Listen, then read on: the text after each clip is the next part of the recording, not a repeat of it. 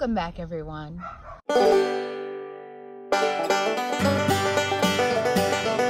First thing that I am absolutely so looking forward to about this hike this year is actually finally being ready to go on the hike. I've been actually planning this for a year and a half, and it's so crazy to think that now the year and a half is almost over. It has now turned into 1 month, and I can't believe it. It's so crazy. When you're planning something that's a year and a half away, it just sort of seems like so wonderful to dream about, but it's so far away, it's just a dream. But when the dream is 1 month away, I don't even know how to process that. I've got a lot of my preparations done by this point. I've got all my gear. I don't think I need to buy anything else. I just need to do things like activate my inReach and pack up my supply boxes and, you know, just a few little things like that. And definitely get these videos up that I'm wanting to record for my channel. And it's actually quite a lot to squeeze into this last month because I'm also working full-time, basically right up until I leave. I'm only allowing myself 4 days to decompress in between working and getting on an airplane, which is crazy. But I wanted to leave a bigger buffer on the other side. Really, I'm looking forward to actually just finally all of this craziness being over and actually getting in shape. I've been in decent shape, you know, over the fall especially. I was pretty comfortable with definitely 10 miles a day, 10 to 12, but I've not been doing a lot of exercise. I think Thanksgiving may have been my last big backpacking trip. My muscles have gotten flabby again. So I am just excited about using my muscles every day and getting in shape again. I am looking forward to the social aspect of being on the trail. The AT is apparently a very social trail. In my first video, I referenced going to a hostel and looking through some yearbooks on my first trip to Georgia to the AT.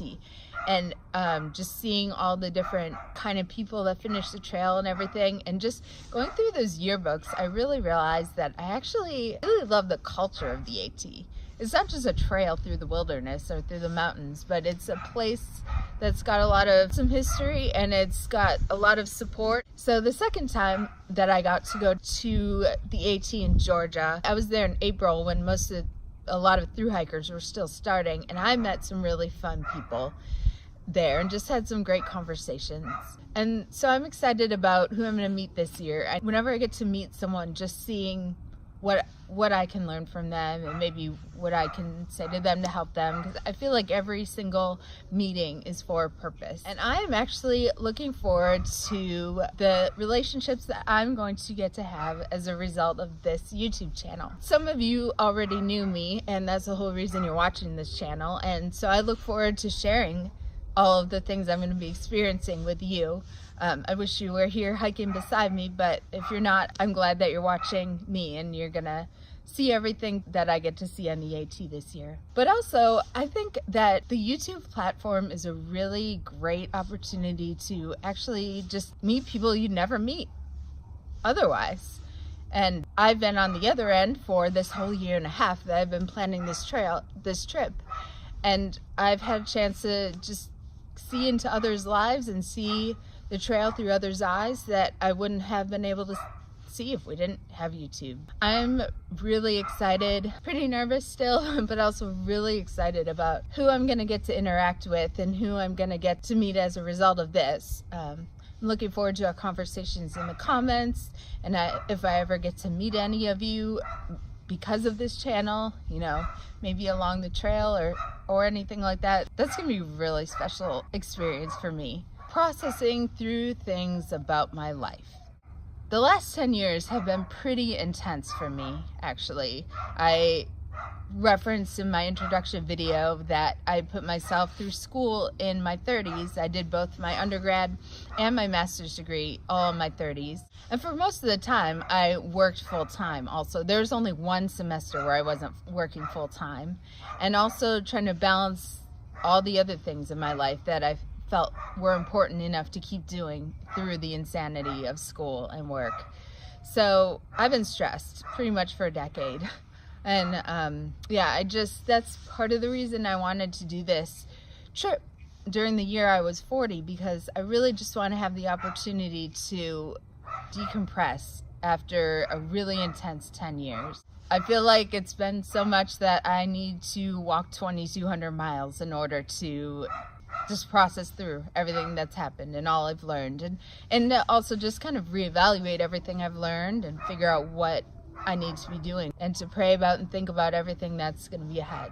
Get into a place where maybe I can be more cognizant about what all I really did learn, and maybe so I can be to a place of actually being able to share that with others who may be in similar experiences to me, to where I was, or who can benefit from any insight I have from all the stuff I've learned for these past 40 years. A little over a year ago, I unfortunately lost my father. He passed away, and he actually started getting sick right about the time that I had decided I wanted to hike the AT. And it was all sort of combined and together somehow.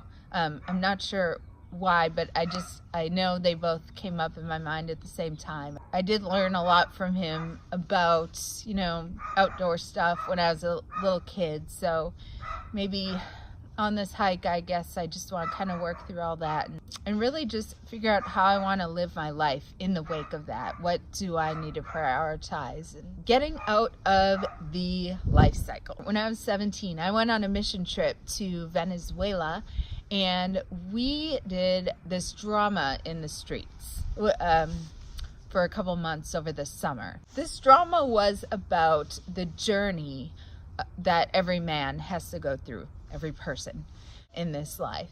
The first scene was a depiction of the life cycle that everybody's in.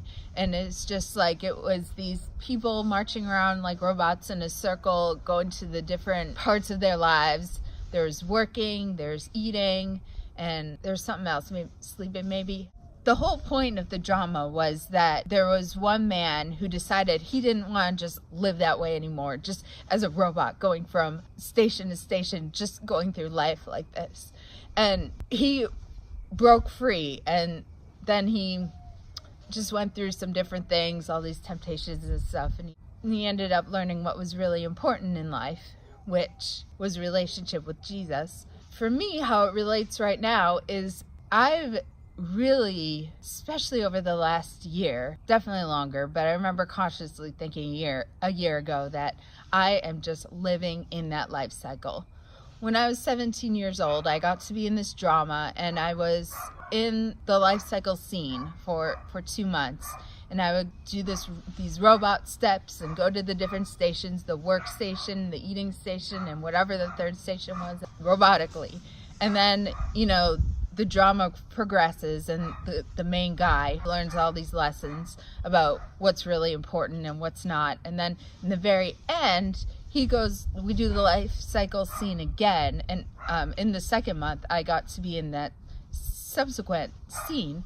And I got to be one of the ones that the guy told about how to be free from the life cycle, and I got to be overjoyed and come to God in the drama and just break out of the life cycle. It's been so real to me in these past few years that I am just in that life cycle. I go literally from one station to the next. I get up in the morning and I go to work, and then I do these other things, and I do have many things in my life that I absolutely love and have been absolutely worth my time, and I'm absolutely coming back to do them again, for sure, to continue. But I can't just live life like this.